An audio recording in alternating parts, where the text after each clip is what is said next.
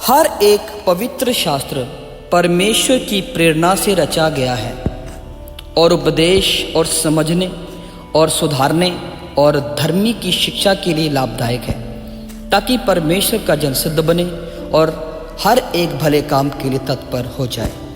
क्योंकि परमेश्वर का वचन जीवित और प्रबल और हर एक दो-धारी तलवार से भी बहुत चोखा है और जीव और आत्मा को और गांठ गांठ और गूदे गूदे को अलग अलग करके वार पार छेदता है और मन की भावनाओं और विचारों को जांचता है।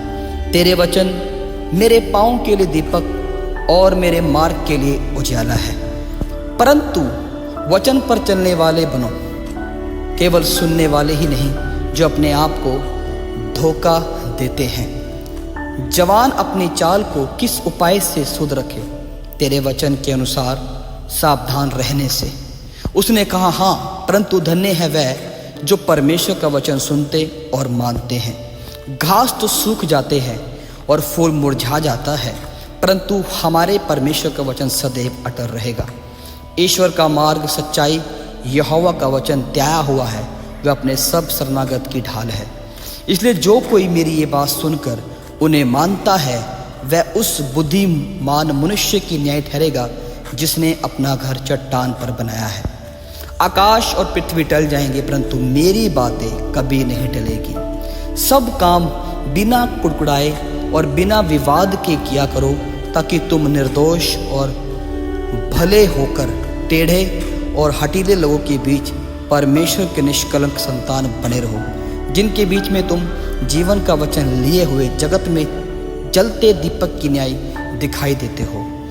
तेरी बातों के खुलने से प्रकाश होता है, उससे भले लोग समझ प्राप्त करते हैं। उसने उत्तर दिया कि लिखा है कि मनुष्य केवल रोटी ही से नहीं, परंतु हर एक वचन से जो परमेश्वर के मुख से निकलता है जीवित रहेगा। आदि में वचन था और वचन परमेश्वर के साथ था और वचन परमेश्वर था।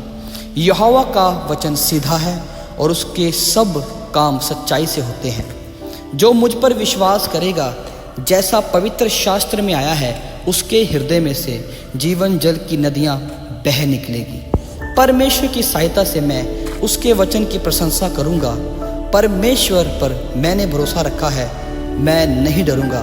कोई प्राणी मेरा क्या कर सकता है? नए जन्मे हुए बच्चों की न्याय निर्मल आत्मिक दूध की लालसा करो, ताकि उसके द्वारा उद्धार पाने के लिए बढ़ते जाओ। क्योंकि बुद्धि यहोवा ही देता है, ज्ञान और समझ की बात उसी के मुंह से निकलती है। तब यीशु ने उन यहूदियों से जिन्होंने उनकी प्रतीति की थी कहा, यदि तुम मेरे वचन में बने रहोगे तो सचमुच मेरे चेले ठहरोगे और सत्य को जानोगे और सत्य तुम्हें स्वतंत्र करेगा। तू मेरी आड़ और ढाल है, मेरी आशा तेरे वचन पर है।